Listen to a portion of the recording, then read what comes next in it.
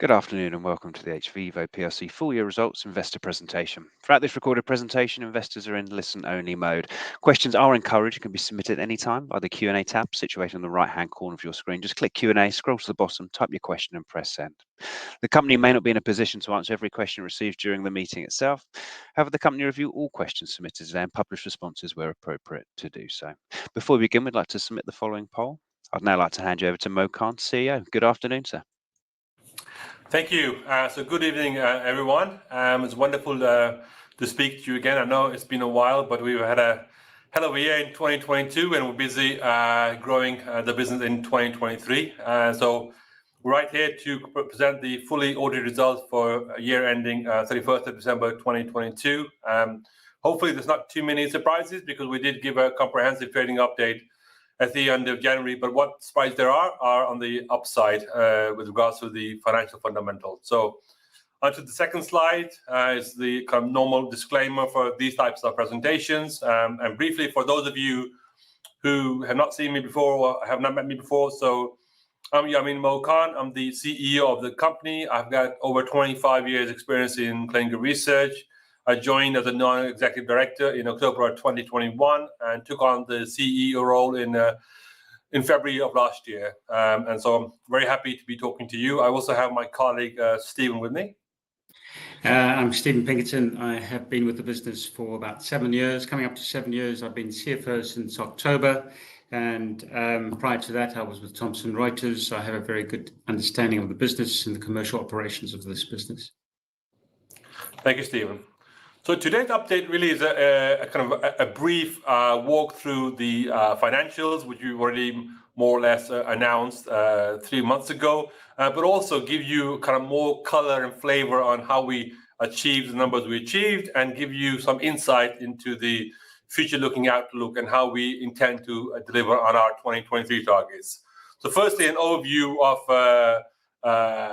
2022 coming up, but we do want to share with you guys our new mission, which is delivering today's healthcare by empowering tomorrow's innovation. This really goes to the seed of the human challenge concept, which we believe is a fairly new innovation that we really optimized in helping our customers deliver their drugs and bring to market faster. And we've seen this already take place, and we expect the very first RSV vaccine to go onto market, partly because we ran a human challenge trial with that drug. So effectively, we are helping customers to bring drugs to the market faster through the human challenge concept. As we go forward, of course, we're building now a much more mature company. We have a mission and a vision statement. We also have values and established an ESG statement for the company. But going back to 2022, which I've phrased as a transformational year for the company because I believe it is. We've grown the headcount by more than 50%. We've delivered a revenue greater than our guidance to going to £50.7 million. That's a 30% year-on-year increase. EBITDA margin of almost 18%, and Stephen will go through in more details how that is made up of. And then a very healthy cash balance at the end of last year of £28.4 million. And we're very pleased to announce that we will be making a dividend payment this year. And Stephen will elaborate on that in his section. With regards to our performance last year, we had 7 active human challenge trials. We inoculated more than 400 healthy volunteers, and we gathered around 120,000 online human volunteer leads. So all of these numbers are, by the way, record-breaking numbers. And 2023, we expect to beat each one of these numbers. We now have over 11 different challenge agents, which are basically the viruses we use to inoculate our individuals with. We completed around 70 human challenge trials and inoculated around 4,000 healthy volunteers. And we continue to be the dominant force in the human challenge trial market with over 90% of the share. And we are really well positioned for growth. And the key metric for me really, and for you to take home, is that we have £76 million worth of contracted order book. And this is a a weighted order book, because we realize that there is inherently, postponement and cancellations within our industry when it comes to clinical research. So we mitigate for that risk and use the probability factor to determine the likelihood of each project actually taking place and going to completion. And with that in mind, that £76 million gives us full visibility into 2023, and in fact, almost all of the first half of 2024. On top of that, we are guiding towards a £55 million revenue and a mid to high teens margin. So the key message really is that we are definitely growing our revenue year on year, but at the same time, improving on our EBITDA margins, which is key. So I'll now hand over to Stephen to go through the financial numbers from last year. Thank you, Mo. It's very nice to present these fine set of results for 2022, and let me take you through some of the figures. Revenue of 50.7 million does include other income and grew 30% year on year. And the fundamental growth of this business was down to the challenge services business. Our VEN business did grow sort of 5% if you think about it on a standalone basis, but it also contributed significantly to the challenge models and services as well. And if you take that into account, it's closer to 10%. So solid performance from VEN. The main reason for the growth in the challenge models is that we obviously started off with, we had a good order book, and then it does come down to delivery. In the second half of the year, we had 6 clinical trials in quarantine. So we were managing 6 different studies and fielding volunteers through our unit. And the benefit of that is because we're crossing over a number of variants, it gets much easier to recruit the volunteer. And for an example is that we did 413 volunteers this year in 2022. Last year was 300. Of the 413 volunteers that we delivered in 2022, 295, so almost the same number of volunteers that we delivered in 2021 was delivered in H2. And that has all got to do with the fact that we had 6 studies on the go going through the quarantine unit. The other driver for the increase in challenge revenue is that we signed 4 sort of end-to-end full service studies where we're manufacturing the agent, we characterize it, and we do a challenge study. And 2 of those, so our manufacturing revenue grew fairly significantly. It grew almost 100% from year on year. We've delivered 2 new agents, and 2 were started and will complete in 2023, setting up a good performance for 2023 as well. The other thing just to touch on this fact is that this is a growth across all our sort of our sectors. Obviously, the government sector reduced year on year and this was more than made up by pharma. Biotech have remained the same sort of share. They account for 46% of the revenue in 2022, and they grew to 30% equally as well. So a solid performance in revenue. If we move on to EBITDA, we delivered 17.9% as the final figure. At the 25th of January, we were suggesting it would be close to 17%. Obviously, we hadn't the audited figures then, so we were a little conservative. It is worth highlighting that we will have, cancellation or postponement fees coming through, and that certainly impacted our margin in 2022 to suggest that the underlying margin for this business was closer to 16%. This reflects quite well on 2021, where we had a margin of 7.4%. And some of the key drivers for that, again, is having 6 challenge trials. You're recruiting for 6 different studies at the same time. This allows you to get the volunteers in and more efficiently recruit volunteers, but also more efficiently get volunteers into the unit, and therefore you improve your utilization on your facilities and your clinical staff. So that is a core driver for the improvement in margin. We also, in 2021, just briefly, we did have 3 sites where we were doing the roll-free for the COVID study. And so there was a very minor impact having a third site in 2021, but obviously not having it in 2022 also alluded to a small improvement in the margin. If we go to the next slide. So we are a cash generative business, and that really boils down to the way we contract with our clients. You can see that we've generated our cash increase from 15.7 million all the way up to 28.4 million. And this is because it comes down to the way we contract with our clients. So the order book grew from 46 to 76 million. And every time we contract with a new client and they book a slot in our quarantine unit sometime in the future, they pay us an upfront fee in cash. And it's worth noting that those deposits or those booking fees are not refundable. So if they postpone or cancel, we keep that value. And this ensures the commitment of the client to doing the study with us. And also because we're designing the study with them, we don't want them to go off and give it away to somebody else. The other reason for the growth in the revenue is we have quite a strong milestone program. So we had a high delivery in H2 with a lot, 295 volunteers delivered, and that hit a number of milestones, and therefore we get the cash coming through for hitting those milestones. It's worth noting that all our deals have milestones that ensure that we get revenue up front before we do that final next step. So in essence, each study, if you look at it on a standalone, is generally in a cash positive position, except for the very tail end of the study where we might be £100,000 off or had to accrue for revenue and wait for the final invoice.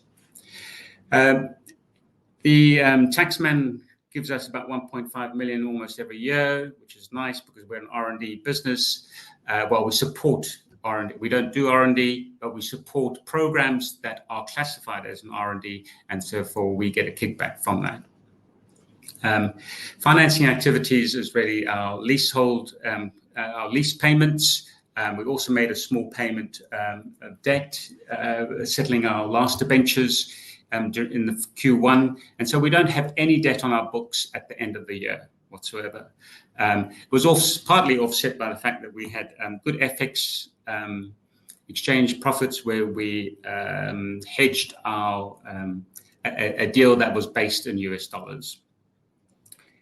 Moving on, investing activities of 1.4 million is very modest. It is really made up to the fact that we spent we set up Plumbers Row, increased our screening facilities there, and also enabling us to do some outpatient work when we win those studies and get those coming through. We also set up an office in Manchester, and so that's to also expand our reach, our recruitment reach in the UK, and make sure we're getting our volunteers in. The rest of it was very minor changes to the Q&B facility, just to improve labs, the workflow through labs, and around the nurses' station and in the quarantine unit. We've replaced a bit of labs, but I think the one thing that should highlight is that 1.4 million doesn't include any challenge agent development or replacement, because so far this year, as I've hinted when we talked about the revenues, we've managed to get our clients to pay for new challenge agents. So that's why our investing activities are very modest. And if we had to acquire a new agent, it's not that expensive. We would expect next year we probably have a new agent to replace, mainly because we're running out. And so the investing spend might go up to about 3 million at the most. So it's not a big exposure there at all. So anyway, at the end of the year, we land up with 28.4 million, which is a robust amount of cash. And given that, we have agreed to reward our shareholders a dividend of 0.45p per share, which equates to about 3 million being paid out. This represents about 50% of our adjusted earnings per share of 0.90p. Yeah. Don't get confused. One of the analysts woke up in the night and thought we had printed 45p, which obviously doesn't work. Just to highlight a couple of things here, obviously important dates would be the ex-dividend date being the 4th of May, and we expect the payment of the dividend to be on the 9th of June. Yeah. Just to reiterate our guidance for 2023, our revenue guidance is 55 million. We're expecting the EBITDA to be in mid to high teens. And I'm not going to go allude too much because actually Mo's presentation covers quite a lot about what we're looking to do and how we're looking to grow and why the market is changing and moving. So I'm going to hand over back to Mo. Thank you. Thank you, Stephen, for that. So I'll go into further detail about last year. So one of the things I want to talk to you about is what are the factors that are influencing the increase in human challenge trials. So I kind of break this down into 4 sections. So academic research in human challenge trials is increasing, and I've listed here a few of the new challenge agents that are currently being utilized in human challenge trials in academic circles. And we, of course, use the academic experience and their models and really develop them and commercialize them so we can sell them to our commercial customers to expedite drug development. Secondly, the acceptance of the data from human challenge trials with our regulators, we see that is also increasing. And we've seen the FDA, for example, grant 4 of our clients fast track status, which means that they get priority regulatory review of their data and effectively means they get to market faster.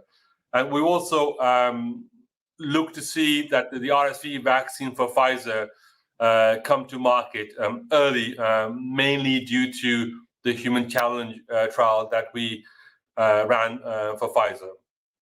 At a commercial level, so one of our biotech customers, for example, ReViral, sold itself to Pfizer for $500 million,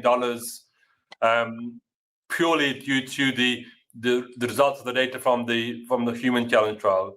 And secondly, Sedara, a recent client, also showed efficacy for their drug early in the human challenge trial, and now that asset is being taken forward by Janssen or Johnson & Johnson.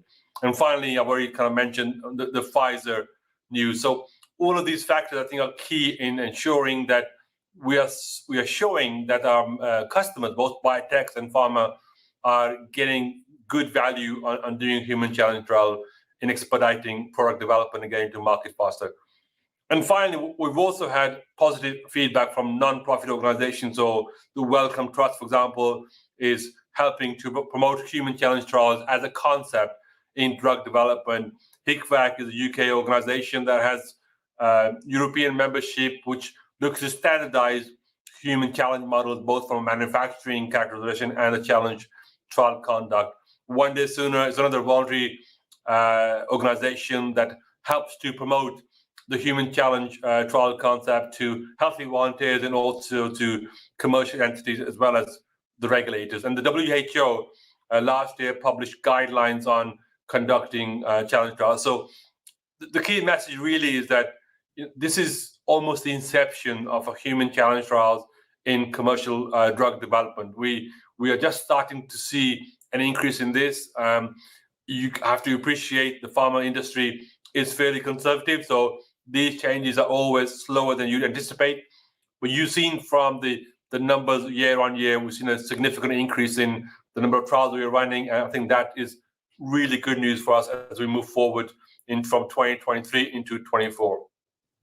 The market itself, one of the key drivers for its growth, or firstly, the infectious disease market is increasing. There are more vaccines and antiviral treatments being researched by biotechs as well as pharma industry.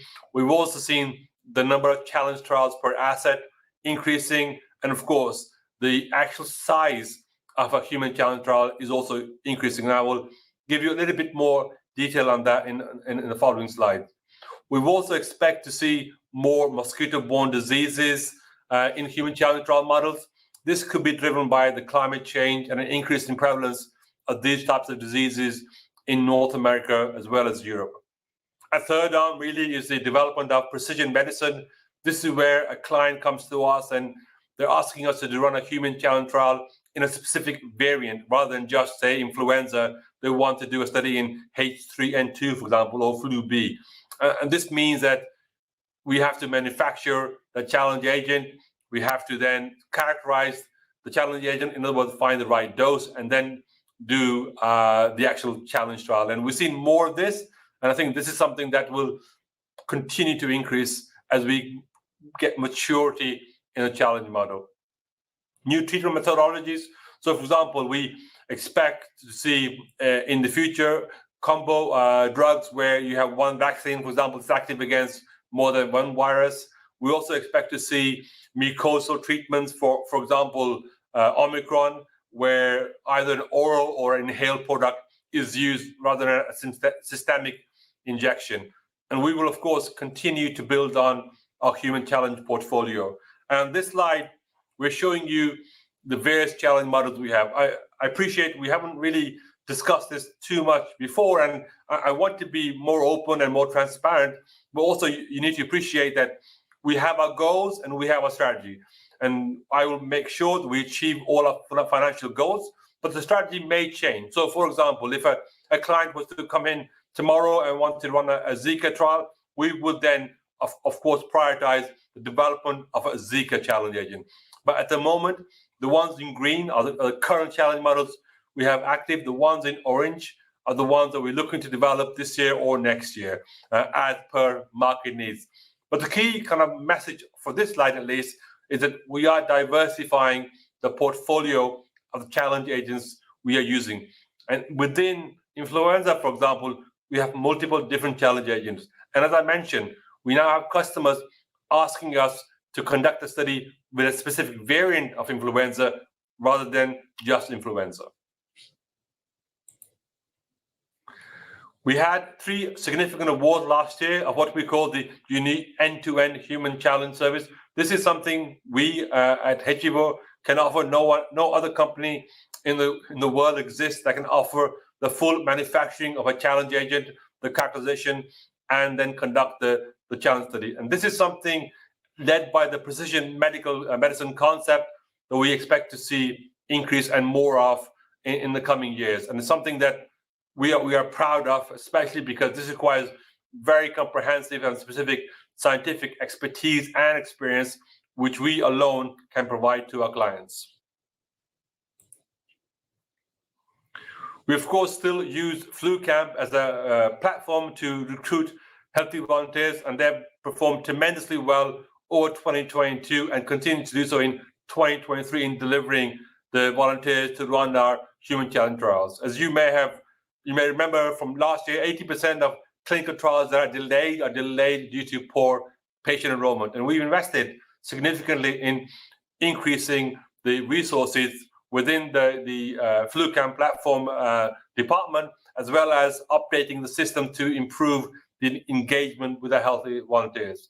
On the left-hand side, you can see the ever-increasing number of new online leads we have with regards to new volunteers volunteering for challenge trials. And on the right-hand side, you can see that the number of volunteers we screened per quarter has gone up.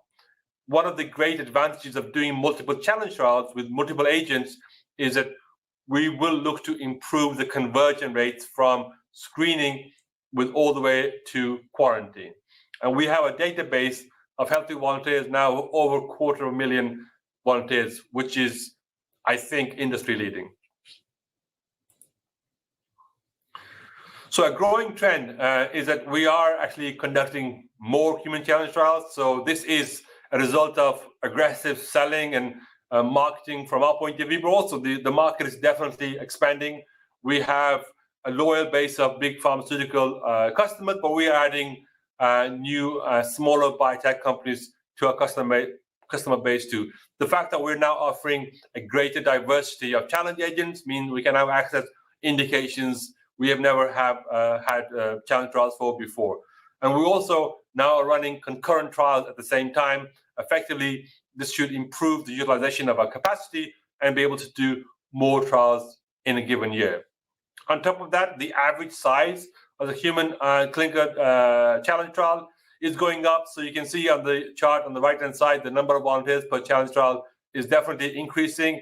And this is mainly driven by our sponsors wanting to get more out of the clinical data from human challenge trials. So it could be to achieve different endpoints. It could be, for example, to look at different doses or even optimize platform selection or help them design and optimize a phase 3 study. But effectively, there are more challenge trials coming to us, and each challenge trial is bigger.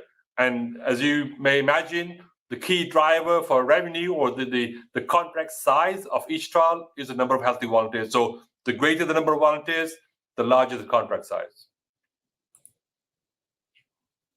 This is an interesting chart because firstly, it shows you the longevity of the order book that we have. So this consists of the contracted order book where the client has paid the non-refundable upfront payment. So you can see that going into at least to the end of the first half of next year, we have a good steady level of number of volunteers to be inoculated in our order book. So this gives us long-term planning and consistency and stability within our working practices and for our resources. And secondly, each color on the chart in the bar represents a different challenge agent. And this is important because it means that we can screen one individual multiple times. So if there's failed screening, for example, to take part in an influenza trial, we can screen them for an RSV trial. Effectively, this drives an improved conversion rate, and we, of course, expect this to drive improving EBITDA margin. So one of the key reasons, as I mentioned earlier, of us increasing revenue is doing more trials at any given year and more healthy volunteers. And the key driver for improvements in EBITDA is the ability to make use of a static number of healthy volunteers and put more into quarantine from what we have. I want to talk to you now about a couple of case studies that we have recently completed. So Cidara Therapeutics is one such case study. We ran an influenza challenge trial for Cidara, and during the interim analysis, they were able to show a significant difference between the placebo and the active group, and that the drug was effective. This drug is now being taken forward by Janssen to be developed into to phase 3 and hopefully to get to market. Secondly, we also ran a couple of years back now, to be honest, we ran a human challenge trial for Pfizer on their RSV vaccine. This vaccine showed 100% efficacy in the more severe patients, and I'm pleased to say that Pfizer have now completed the phase 3, and it has shown good efficacy. The reason why this slide is important is one of the reported weaknesses, apparent weaknesses at least, in challenge trials is that the question remains is, does the challenge trial model mimic what happens in the field? So in other words, we in the challenge trial are inoculating our healthy volunteers artificially, while does the disease progression in those volunteers mimic what happens in the field when you get the disease naturally? And this is a chart proving that it does. So we presented this data at a major World Vaccine Congress a couple of weeks ago in Washington, D.C. So on the left-hand side, you can see the response rates with the vaccine in a human challenge trial. And on the right-hand side, you can see the similar results in a field study that was run by Pfizer in 32,000 patients. And you can see they correlate very, very closely. The fact that the response rate and the trend is very similar shows us evidence that, yes, indeed, the human challenge study does mimic what happens in the field.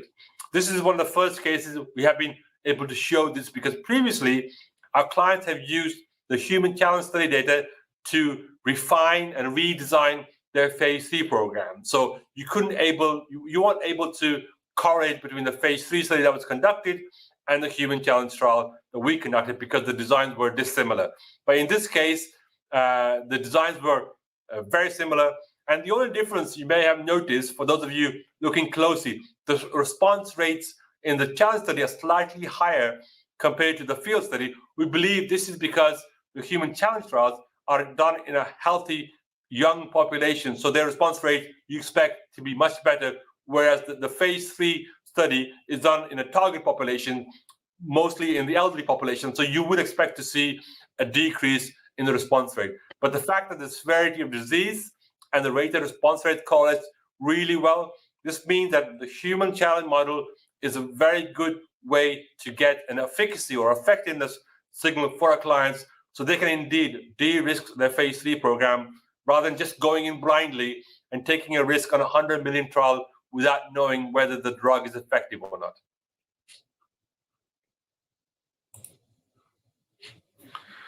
So with regards to our order book, I think you've seen this before on the left-hand side. As you can see, we still have a very healthy order book, so 76 million pounds in contracted order book. Again, this is mitigated for risk, so this is a weighted order book, so we appreciate and we are aware that there will be cancellations, there will be postponements, and we have to cater for that and plan for that.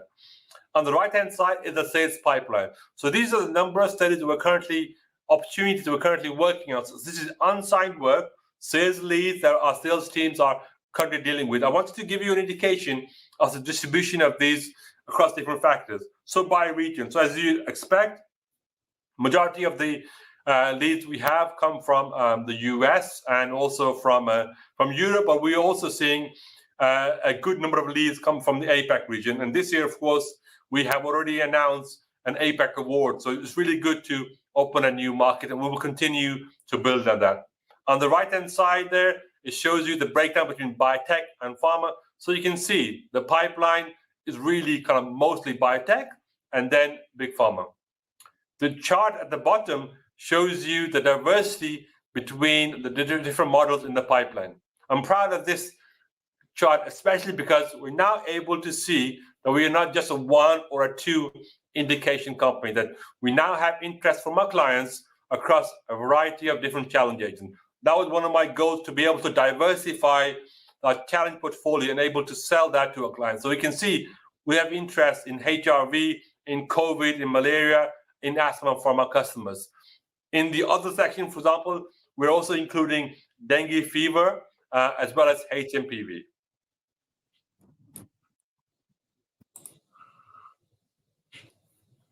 In addition to our human challenge trial offering, we do have a really good non-challenge offering. Now, just one thing to note, our core service will always be human challenge trials, but we also want to make sure we're optimizing our operations across the board. So we have come up with a new concept of bench to bed model.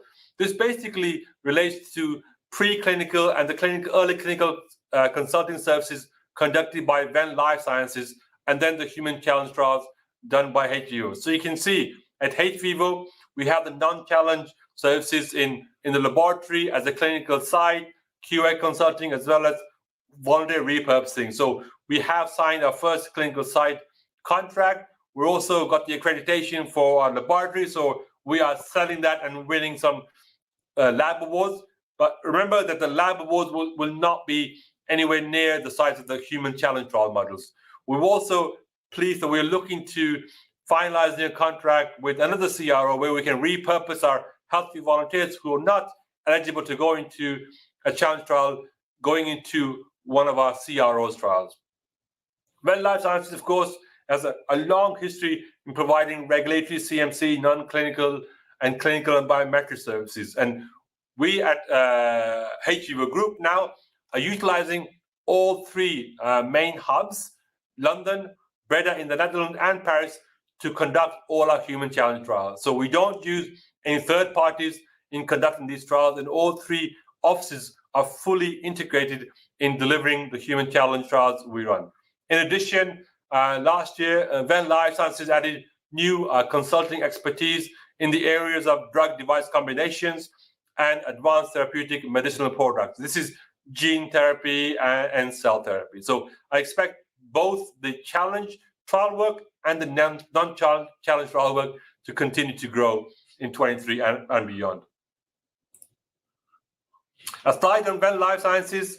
So this year I have a focus on growing Venn Life Sciences because I believe that there is a really good potential for growth. We have some amazing experts at Venn Life Sciences across different departments, and we've seen some significant awards already. So the 3.2 million award at the end of last year is a huge contribution to the overall revenue as for this year and for next year.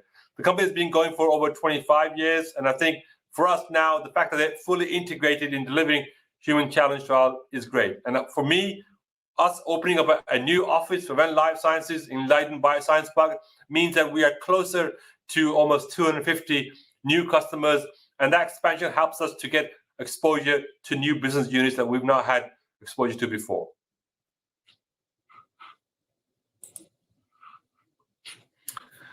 So overall, the market continues to grow. I always said that it's very difficult to actually define the size of the human challenge trial market, because even in the last 12 months, a number of occasions we have spoken to our clients who have never really considered doing a human challenge trial as part of their clinical development plan. But we have, or our scientists have, convinced the customers to do a human challenge trial because they've now seen the benefits a human challenge trial can bring to their development plans. But it is estimated that the human challenge trial market in 5 years will reach 700 million. The number of vaccines currently being studied continues to grow. You saw a huge kind of blip in 2021, mainly due to COVID vaccine. But you can see if you take that outlier out, there's been a steady growth in number of vaccines being studied. One of the key components of doing more human challenge trial is that because this, generally speaking, a depressed market when it comes to funding, well, if you want to know whether your vaccine or antiviral works, you can conduct a human challenge trial. Will cost you, 20% of a phase 2 study, and within 10 months, you'll know whether your vaccine or antiviral works. So personally speaking, I don't see that the depressed financial markets or the biotech funding environment we're currently seeing should impact us unseverely. Of course, the big pharma are free to continue to develop their drugs, but on the biotech side too, I don't expect to see a downturn in the number of human challenge trials we are conducting or the number of trials we should be awarded this year.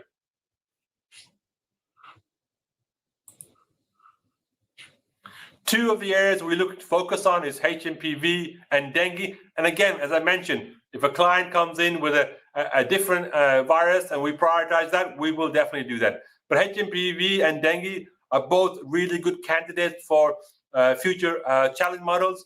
And I've given you some of the data on why we believe that is so. HMPV is related to RSV, and there are currently no vaccines or specific antivirals medication available in the market. And you can see that the incidence is significantly high, with over 16,000 deaths worldwide in children under 5.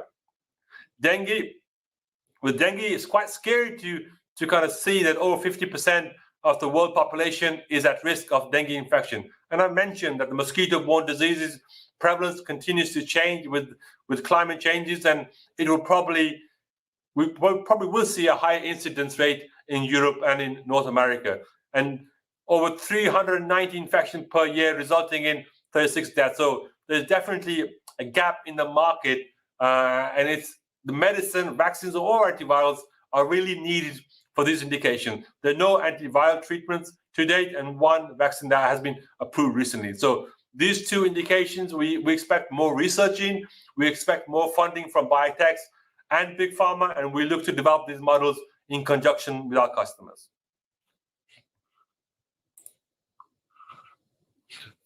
Update on non-core assets. So I think we've been talking about this since at least I've been here, and we've been working hard to make this happen. But for a number of reasons, and in the current market climate, we've been unable to.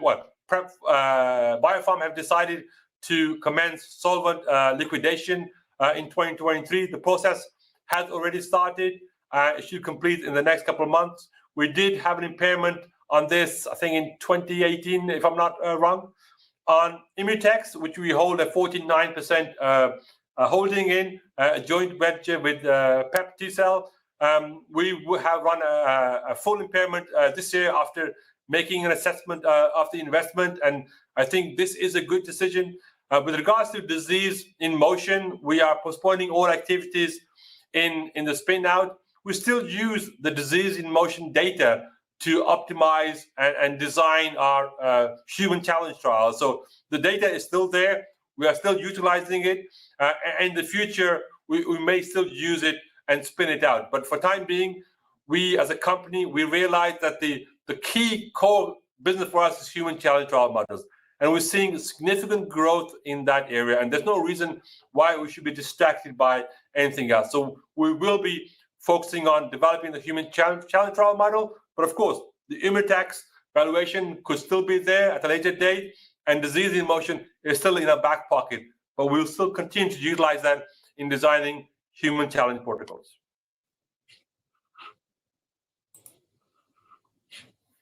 We have developed a full ESG policy in the company. So you'll see this in our upcoming annual report. We will use 2023 as the base year to be able to measure and monitor different environmental and social parameters. And this is something you will see more of in the coming years. And we will looking to get ISO 14001 accreditation next year. And I believe this is important for us as a company as we continue to grow. We've added more than 50% headcount to the company. We are growing as a business. And I think it's important to make sure we look after our ESG and our carbon footprint. So you'll be pleased to hear this is the final slide, the investment case for the company. Well, I think that the strong financial fundamentals really speak for themselves. We've grown to record revenues, EBITDA and sales. We have a very strong cash position, and we're improving our operational efficiencies and our margins. The market is definitely expanding. We're seeing more human challenge trials per asset. The size of those trials is increasing, and we're now actually seeing tangible benefits for our customers. The hurdle to entry for our competitors remains high with regards to having the facilities, the resources, the challenge models, the volunteer database, and the experience of the challenge trial models in actual clinical trials. So we believe that we will remain the dominant force in human challenge trial model. But we're not going to sit back and relax. We will continue to aggressively pursue new opportunities and grow the human challenge market. We, of course, have world-leading unique capabilities. We are the only human challenge trial dedicated CRO in the world. We have a team that has unique experience and expertise in developing the challenge models and conducting human challenge trials. We, of course, we believe are the sole provider for the big pharma when it comes to human challenge trials. The outlook looking forward, well, we're projecting guidance to get £55 million in revenue. For me personally, this is a baseline, not a target. I would like for us to beat that. And we are projecting higher mid to high teens EBITDA margins. We have full visibility in 2023 revenue going into at least the end of June for 2024. And we have already, to be honest, in certain cases, opened new markets. We will be opening new human challenge trial indications and opening up new services. And our pipeline, our sales pipeline, these are new leads, remain the strongest. So I remember talking to you guys almost, a year ago, just under a year ago. My goal was really to make sure that at hVIVO, we have a long-term sustainable growth model, and I believe we have that now. Thank you for your attention. Fantastic. Mo, Stephen, thank you very much indeed for your presentation. Ladies and gentlemen, do please continue to submit your questions using the Q&A tab situated on the right-hand corner of your screen. But just while the team take a few moments to review those questions submitted today, I'd like to remind you that recording the presentation, along with a copy of the slides and the published Q&A, can be accessed via your investor dashboard. Guys, as you can see, we've received a number of questions, both pre-submitted and throughout today's live event. Thank you to all the investors for submitting their questions. Just a reminder, due to the number of attendees on today's meeting, the team will not be able to answer every single question it receives during the session. However, we're going to review all those questions and publish responses where appropriate to do so on the Investor Meet Company platform. Mo, if I may, just hand back to you just to read out the question where appropriate and give your response or direct it to Stephen. That'd be fantastic. Thank you. And I'll pick up from you at the end. No, thank you for that. So yes, we do have a lot of questions. Some were pre-submitted earlier. So I have seen there's a large number of questions on spin-out. Hopefully, I've answered a number of those. But if you want any further elaboration, you can continue to submit them, and we will get back to as many questions as we can. But the key goal really is that, for me personally, the focus is hVIVO in delivering the revenue and the EBITDA margins. We've announced the current update, and you've seen our broker, at least one of them has increase our target price. So they've seen the value in the human challenge trial model and the fact that we are performing more trials and generating more revenue, as well as at the same time improving margin, which is a difficult thing to do, to increase the revenue and improve the EBITDA margin. And that's, I think, significant. And that's what we will continue to build on. And that's what I would like to grow as a business. So going to your questions, with the UK government recently allocating £4.7 million of funding to the University of Liverpool Hospital for a facility to undertake human challenge trial, do you view this enterprise as an opportunity for partnerships and complementary services, or as a competitor when bidding for government contracts? Well, to be honest, we don't really bid for government contracts. I appreciate we had that historically with regards to COVID, but currently in a pipeline or in our order book, we have zero government work. And the fact that other academic sites are establishing human challenge units is really good for us, because it shows us that the prominence of the human challenge trial concept is increasing, and academia is using them for more and R&D purposes. And of course, that would mean that when it comes to commercializing those models, we will be there to take advantage of that. Can you give a timeline for when COVID challenge studies will be available for hVIVO to sign contracts? Well, I'm hoping that we will have COVID challenge trials in 2024. That's the goal. We are currently finishing up the manufacturing proportion of the COVID challenge trial, and we are aggressively marketing and selling the COVID challenge model. So as soon as we have some clients ready and we need to push forward, we will do so. Going for some of the other question, is there any institutional interest? Stephen, do you want to take that one? Sure. We have been working hard to get institutional interest, and actually it has started improving in our shareholding. It's not where we wanted it to be, but we are working on getting institutional interest. Mo and I have been visiting a number of institutions and showcasing our business, our model, and our performance, and we expect them to come on. It just takes a long time for an institution to come on board. They have to go through quite a few processes before they take in. But I think there is quite a significant interest from our institutions that we are showcasing to. Thank you, Stephen. I love this question. Why are you forecasting only 5 million extra in revenue for 23 and almost a flat EBITDA? I love a challenge. So the 55 million pound, as I said, that's the baseline for me. So I would want to beat that. The flat EBITDA. So one of the things you have to remember that the 22 EBITDA included cancellation and postponement, so that did increase the EBITDA. But mid to high teens is a very good EBITDA target for any contract research organization. So that is something that we will strive to hit. Do you expect to undertake COVID Omicron challenge? I think I've covered that. With 413 volunteers used in 2022, how many active volunteers does hVIVO have today? And how many are required to deliver full year 23 and 24 plans? So we have around 250,000 healthy volunteers on our database. So we've increased the contact center staff to 20 FTEs, so we can manage and engage with these guys much better. We've increased our marketing spend with regards to TikTok and Instagram and other platforms we use to market for healthy volunteers. We haven't publicly shared the target for this year, but absolutely it will be higher than last year. Quarter one to date, we are in plan. So I know we haven't published any numbers for this year, but we are going as planned for quarter one with regards to the number of healthy volunteers that are being inoculated within our clinical trial units. Do you expect to expand the number of challenge study beds this year to meet demand?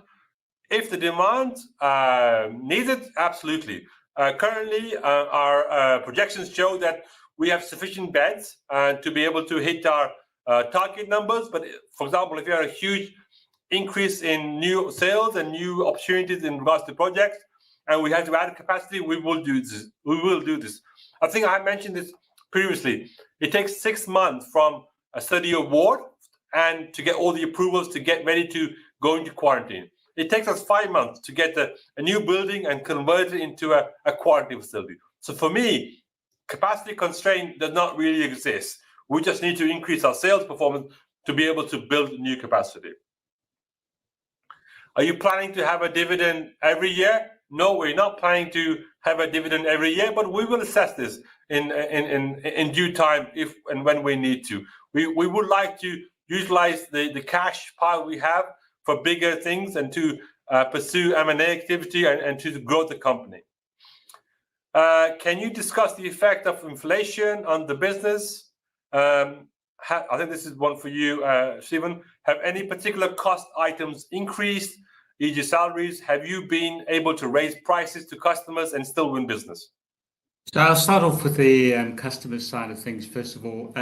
Actually, where we have a study that crosses over a couple of years or 18 months, crosses over from 2023, 2024 sort of example, we always define our budget as based on a certain price level. So in our contract, we will submit a budget and we'll say this is based on 2023 prices. And if it goes into 2024, we include the right to increase our prices for inflation relatively. So from a price perspective and from a client relationship perspective, we build in an inflationary increase. So that sort of things. And the other thing is we have increased our prices significantly to deal with our increase in our cost base. Our cost base hasn't increased that much. It's pretty, we are exposed to, the utility costs have obviously gone up. Well, they've gone up from £60,000 to £120,000, for example. But overall, there are some reasonable increases. But because we track,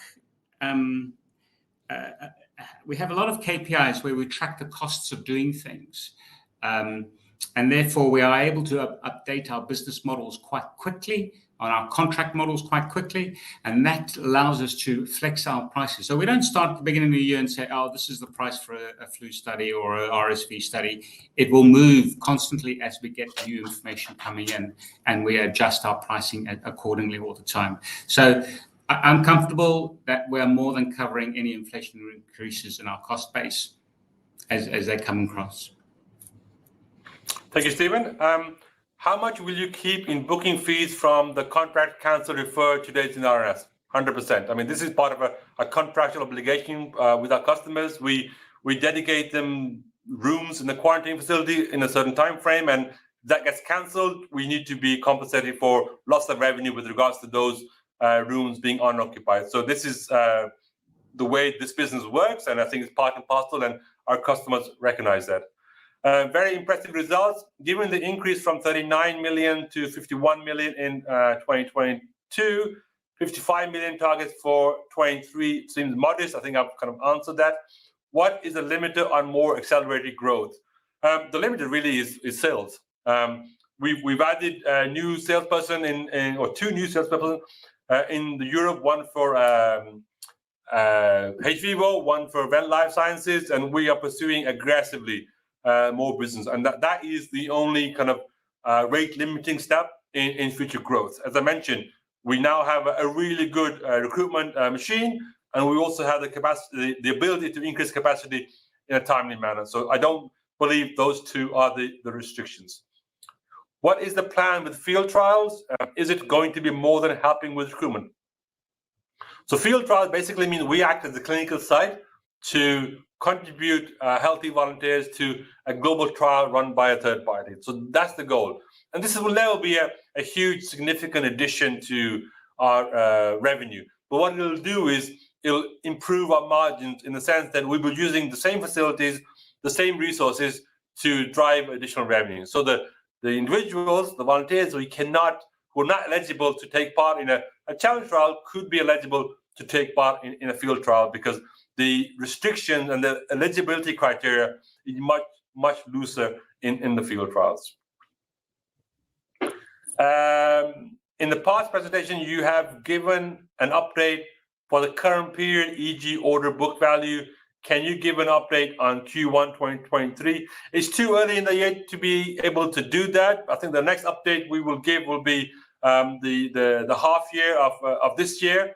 But suffice to say that, I hope you're getting to know me now, and I've made certain promises before and delivered on all of those targets, and my goal is to continue to do that.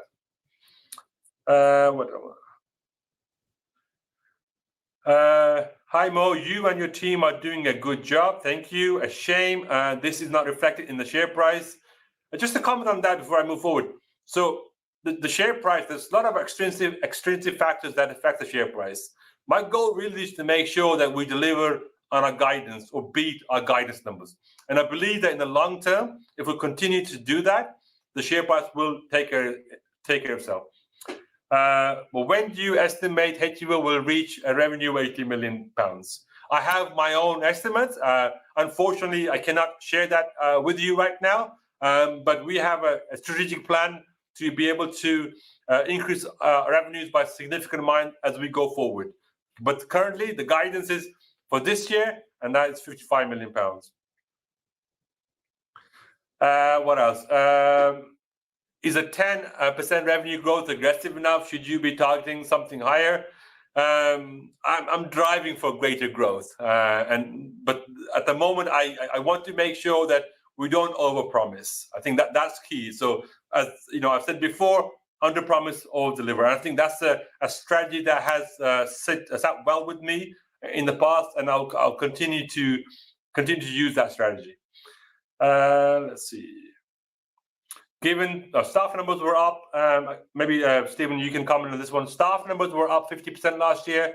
Given the strong growth prospect of the business, do you need to continue to be hiring at this pace, or is there a scope for operating leverage / productivity gains? So yes, our staff numbers have increased last year, but and that was mainly because from the beginning of the year we had scaled down at the start of 2022, and then we increased our headcount towards the second half of the year to deliver a very strong second half of the year. So therefore, we've had quite a growth in the year on our headcount. What's actually interesting, if you look at year on year, if you looked at the average headcount for 2022 and 2021, they are comparable. And but in 2021 we had a third site. So actually, what's quite interesting is that we're running two sites at the same number of headcount, but we're delivering a hell of a lot more revenue and more volunteers with lower staff than we did in 2021. So we have increased our headcount significantly in 2022, not expecting it to grow significantly in 2023. It's pretty much stabilized for delivering this year's growth rate for 2023. We have invested in quite a bit of management, middle management, and also we have done a little bit of restructuring in the team and moved things around a little bit to make it a little bit more efficient. So it fully balances out for 2023. Thank you. You have not RNS'd any contract wins since early February. Does that mean nothing has been won in that period? So I've intentionally given instructions to the IR team not to RNS every contract we sign. We're working with our broker to basically determine what is a significant event and announce those. I also believe that we need to kind of retain a certain level of competitive intelligence in-house to be able to continue to grow and deliver our targets. So don't take this in a negative way. We will continue to RNS any significant events as per AIM regulations, but the events that happened so far, we have announced, and I'm sure you will see more announcements in the coming months. Okay, what is the expectation of the revenue from field trials? I think I can answer this. It will not be significant. It's more about improving margins rather than adding significantly to the revenue line. Who are your main competitors in the HCO sector? So I mean, human challenge trial sectors. And do you see scope for consolidation? We have a couple of key competitors, but to be honest, we have 95% plus of the market. So I don't think that I'm sitting here in fear of competition. I think competition, to be honest, is good and healthy to increase market awareness and keep us on our toes. But we managed to do that by ourselves. So our scientific team, for example, collaborates with leading academic sites, sometimes teaching them on how a human challenge trial to be done. the scientists also go around the world at publishing and speaking at world-leading conferences on vaccines and antivirals. So yeah, we are known from a scientific point of view, a key innovator in human challenge trials. But on top of that, of course, we are able to generate good revenue and EBITDA margins, have a really very sound growing business. I think that's all we have time for. I think it's 6 o'clock, so I think I'll call it a day there. Fantastic. Thank you indeed for addressing all those questions that you can from investors. Of course, the company review all the questions that have been submitted today, and we publish responses where appropriate to do so on the Investor Meet Company platform. Mo, just before we redirect investors to provide you with their feedback, which I know is particularly important to you, if there's just a last few closing comments for me, please. Yeah, so thank you for your time. I hope you've enjoyed this presentation. I think the numbers speak for themselves. We've delivered on what we promised. In fact, we delivered, I think, more than what we promised. On the spin out, I wouldn't be too worried. I know we have impaired the Immutex value, but that doesn't mean it's worthless. We'll still continue to work on that when the time is right. And the disease in motion is still in our back pocket, and we are continuing to utilize that data in-house. As we look forward, I think we're in a very healthy position. So even from 12 months ago, I think the company has been transformed. The commitment and the ethos and the teamwork I see in our company is completely different to what it was even 12 months ago. The order book is tremendous. The operating model is so efficient, and to be able to do multiple trials at the same time is something new, and the team have taken that on board really well. The pipeline is looking tremendous. The order book, that signed order book, is looking great. So I think I'm very optimistic for the future. And my goal really is threefold. One is to look after our employees, make sure they're fully engaged and rewarded for what they do. Secondly, our customers, to make sure that we have a quality deliverable for our customers within the time frame they're giving us. And finally, our loyal investors, such as yours, to make sure that we're building value and rewarding you for your loyalty and investment in our company. So thank you again for your time and your investment in the company. Mo, Stephen, thank you indeed for updating investors today. Could I please ask investors not to close the session? You should be automatically redirected to provide your feedback in order that the team can better understand your views and expectations. This will only take a few moments to complete and is greatly valued by the company. On behalf of the management team of hVIVO PLC, we'd like to thank you for attending today's session. That concludes today's presentation. Thank you. Thank you very much.